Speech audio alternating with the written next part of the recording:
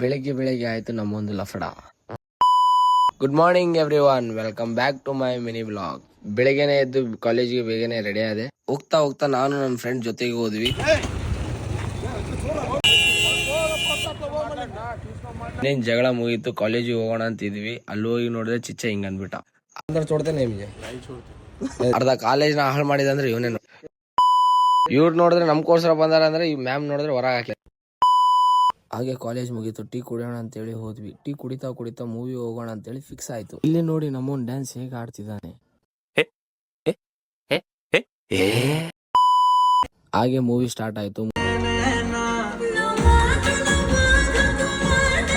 ಮೂವಿಯಲ್ಲಿ dance ಆಡೋದು ನೋಡಿ ನಮ್ಮನ್ ಫುಲ್ ಎಮೋಷನಲ್ ಆಗ್ಬಿಟ್ಟ.